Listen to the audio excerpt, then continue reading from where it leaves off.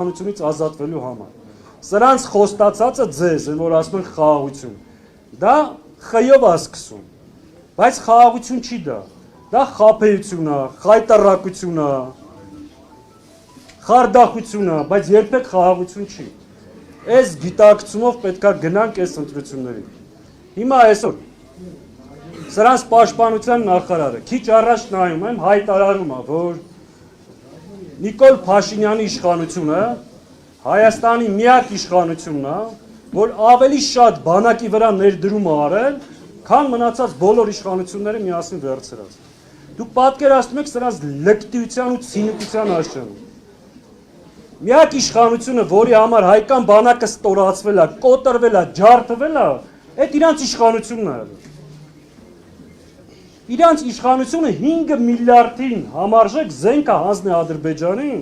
ու անամոթաբար եկի ասում են մենք բանակի վրա ավելի շատ ներդրում ենք արել, քան բոլոր իշխանությունները միասին վերցրած։ Իսկ սրանց ստին, կեղծիկին, լկտիությանը չափ ու սահման չկա, բայց սրանց ունեք դուք պատասխանելու հնարավորություն։ Հունիսի 7-ն է այդ հնարավորությունը։ Մյուս հնարավորությունը շատ ուշալն է։ Հունիսի 7-ն կետն է, որ պետք է այս պարտությունների, դժբախտությունների, այս ամեն ինչի շղթան կտրեք։ Ու դա կախված է Հայաստանի Հանրապետության քաղաքացիներից։ Մենք ամեն ինչ անելու ենք, մեր ժողովրդին կազմակերպելու, մեր խոսքը տեղ հասցնելու, հետագայում ձեր քվեին տեր կանգնելու։ Բայց այդ քայլը այսօր դուք պետք է անեք։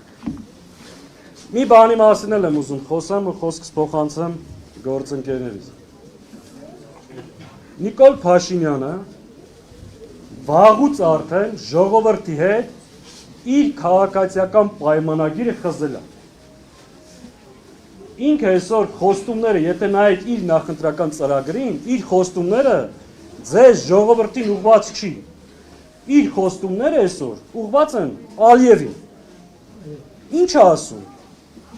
Ասում է, որ Հայաստանի տարածքում կան ադրբեջանական տարածքներ,